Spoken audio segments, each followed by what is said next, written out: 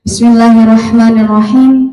Assalamualaikum warahmatullahi wabarakatuh.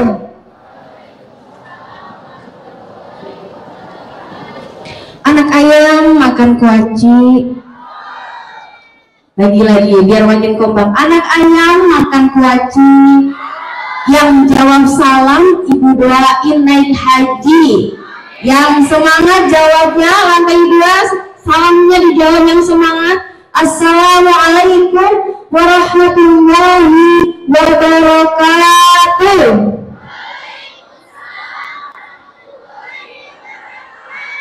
Opak mah opak, dodol mah dodol, kompak mah kompak, tapi kayaknya kurang afdol. Sekali lagi biar dapat pahala sunnahnya. Assalamualaikum warahmatullahi wabarakatuh.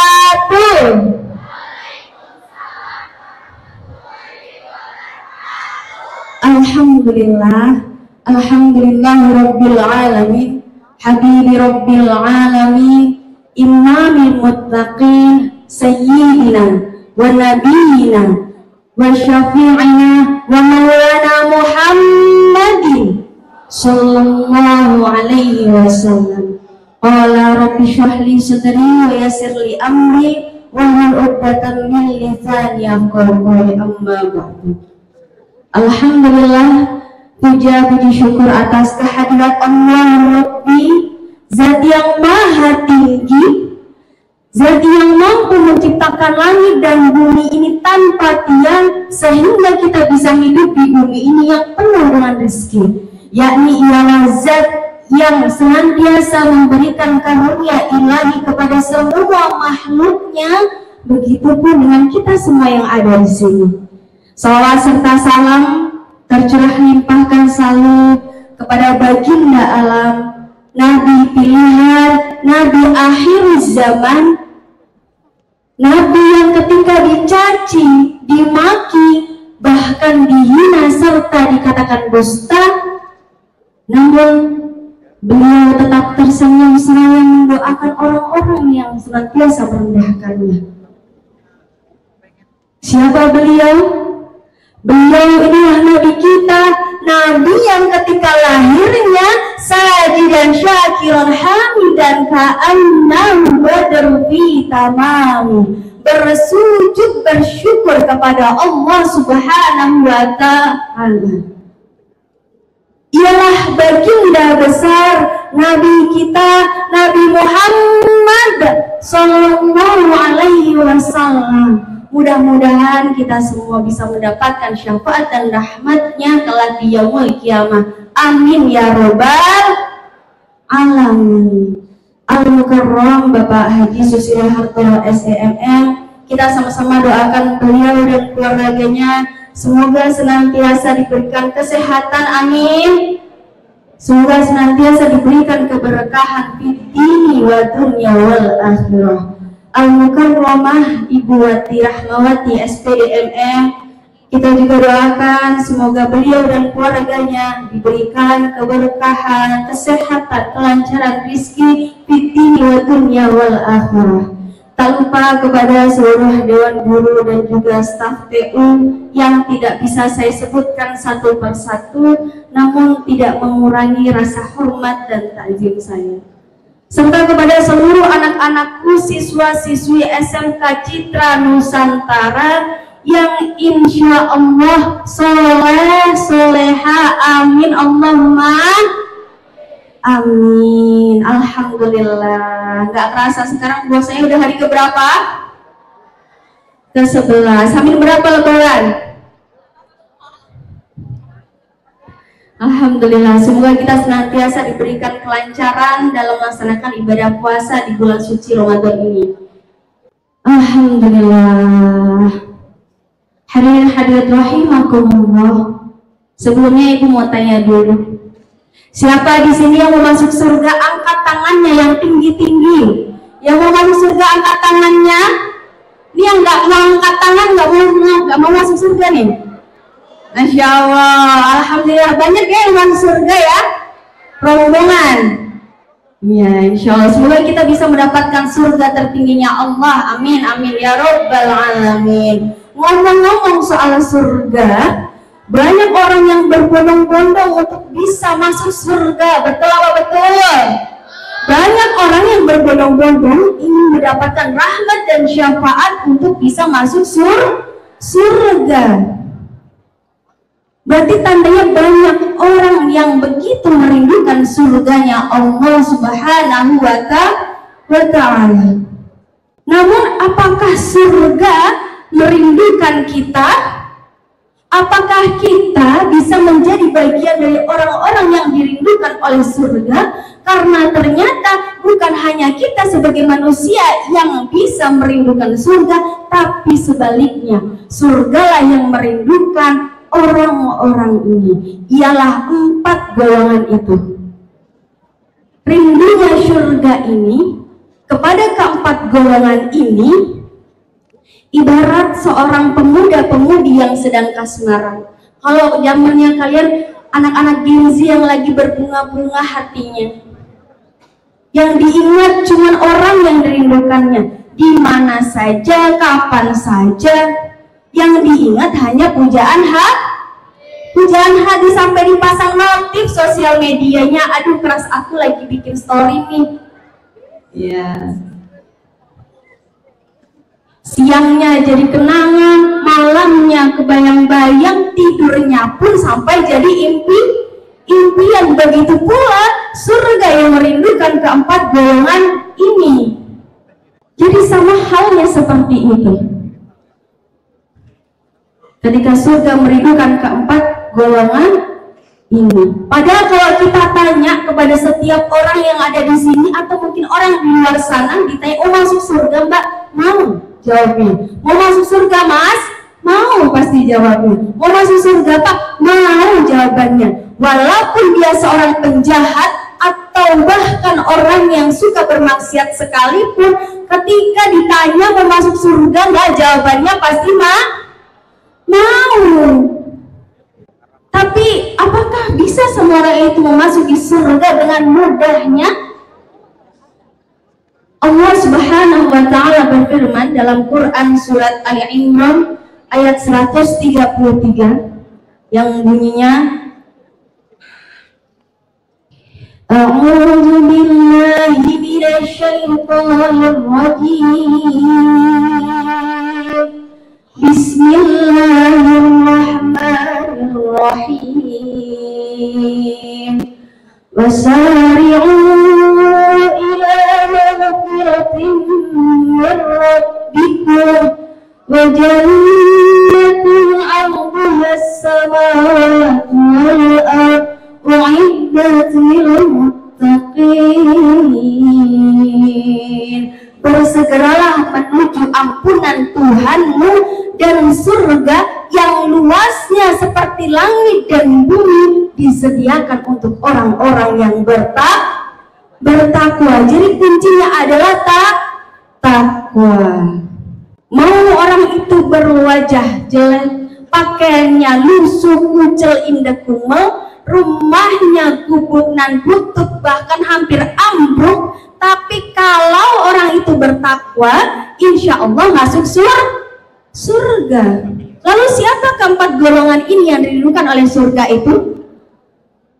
Dalam sebuah hadis yang diriwayatkan oleh Abu Daud dan At-Tirmidzi,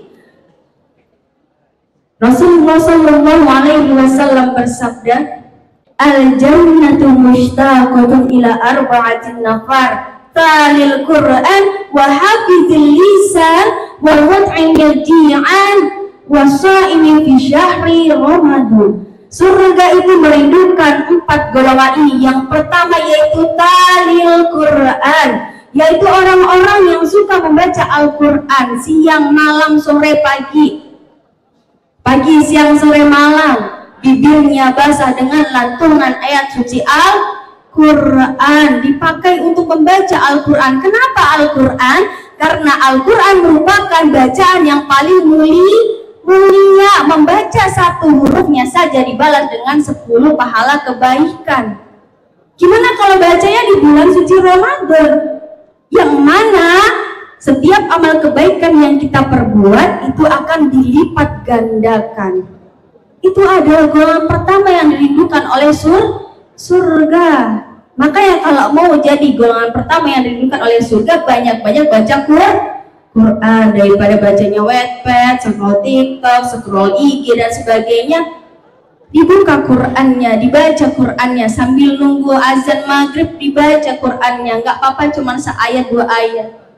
Kalau 1 huruf saja mendapatkan 10 pahala kebaikan, gimana kalau dibacanya 1 ayat, 1 surah, 1 juz, atau bahkan mungkin 30 juz? Berapa banyak pahala yang bisa kita dapatkan dari kita membaca ayat suci Al-Quran. Itu golongan yang pertama. Kemudian siapa golongan kedua? Talil Quran wa hafizil lisan, yaitu orang-orang yang suka menjaga lisannya. Menjaga dari apa? Menjaga dari sesuatu perkataan yang buruk, sesuatu hal yang tidak bermanfaat. Lisan kita ini, lidah kita ini empuk tak bertulang teman-teman, tapi bahayanya lebih tajam daripada pedang. Banyak keluarga yang berantakan, banyak kawan jadi lawan, banyak saudara jadi musuh. Karena apa? Tidak bisa memelihara lisannya dengan baik. Banyak pertikaian, pertentangan, tawuran, bahkan mungkin bisa sampai peperangan. Karena apa? Lisannya tidak dijaga dengan baik. Maka dari itu yuk kita sama-sama berusaha memperbaiki. Yang biasanya ngomong kotor, ngomong kasar, dipakai untuk menyampaikan hal-hal yang baik, kalimat-kalimat yang thayyibah. Jangan dipakai untuk menyakiti hati orang lain, mengecewakan hati orang lain, melukai hati orang lain. Karena kalau badan fisiknya yang sakit bisa ke dokter, ke puskes, ke klinik, ke apotek cari obatnya. Tapi kalau hati yang sudah tergores, nyari obatnya susah. Itu kenapa kita harus berhati-hati dengan lisan kita. Kemudian siapa golongan yang ketiga? Siapa golongan ketiga yang dirindukan oleh Allah? Yakni wa mut'imil ji'an. Itu adalah orang-orang yang suka memberi makan kepada orang yang kelaparan. Orang-orang yang lapar, baik laparnya karena berpuasa ataupun laparnya karena tidak makan dari pagi sampai sore, seperti fakir miskin, yatim piatu, atau mungkin anak-anak telantar di luar sana. Makanya kalau kita punya harta yang berlebih, rizki yang berlimpah, kita sisihkan. Beliin makanan, beliin minuman, kita kasih uang untuk apa? Untuk mereka makan. Karena nanti pahalanya juga untuk kita. Seperti hadis yang diriwayatkan oleh Imam At-Tirmizi, disampaikan bahwa barang siapa yang beri makan dan minum walau seteguk air dan sebutir kurma kepada orang yang berbuka puasa, maka pahalanya sama seperti orang puasa itu tanpa dikurangi sedikit pun. Masya Allah.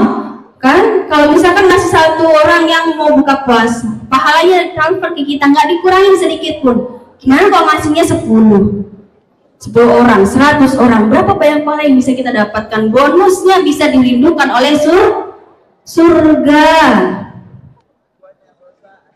Itu golongan yang ketiga, memberikan makan orang yang lapar. Sebaliknya, apabila kita membiarkan anak-anak yatim, anak-anak orang-orang fakir miskin terlantar, apa yang didapat? Maka kita akan dicap sebagai pendusta agama. Na'udzubillah min zalik. Jangan sampai kita termasuk dari bagian golongan orang yang mendustakan agama. Kemudian yang terakhir, golongan yang terakhir ini yang dirindukan oleh surga, wasoimi fi syahri Ramadan, ialah orang-orang yang berpuasa di bulan suci Ramadan. Puasa itu kan wajib hukumnya ya. Jadi apabila tidak dikerjakan mendapatkan dosa, dan bila dikerjakan mendapatkan pahala.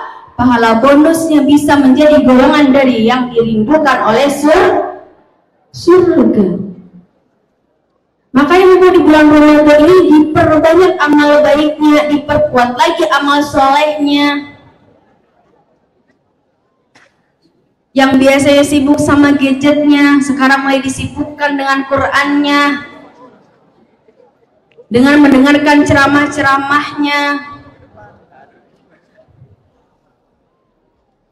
Dikurangin maksiatnya, supaya apa? Kita meraih sebanyak-banyaknya pahala kebaikan di bulan suci Ramadan. Siapa tahu tahun ini adalah Ramadan terakhir kita. Nggak usah jauh-jauh tahun ini, siapa tahu hari ini adalah hari terakhir kita bertemu dengan Ramadan. Sekarang masih ketawa-tawa, masih bisa main game sama temennya, masih bisa ngobrol sama temennya. Nggak tahu nanti bisa ketemu buka nggak, bisa ketemu sahur nggak.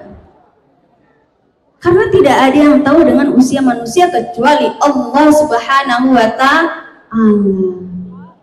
Mumpung masih muda, mumpung masih remaja, masih jauh, masih panjang perjalanannya, digunakan waktunya dengan sebaik-baik mungkin. Itu dia 4 golongan yang dirindukan oleh surga. Yang pertama, orang yang suka membaca Al-Quran. Kedua, orang yang suka menjaga lisannya. Ketiga, orang yang memberi makan orang lapar. Dan yang terakhir, orang yang berpuasa di bulan suci Ramadan. Mudah-mudahan kita bisa menjadi bagian dari golongan-golongan yang dirindukan oleh surga. Amin Allahumma amin. Saya rasa cukup sekian kultum pagi hari ini. Semoga apa yang saya sampaikan bermanfaat untuk kita semua, khususnya untuk saya pribadi. Jika ada yang baik itu datangnya dari Allah Subhanahu wa Ta'ala, dan jika ada yang buruk itu datangnya dari saya pribadi. Saya ucapkan terima kasih banyak, mohon maaf lahir batin atas hilaf tutur kata maupun perbuatan.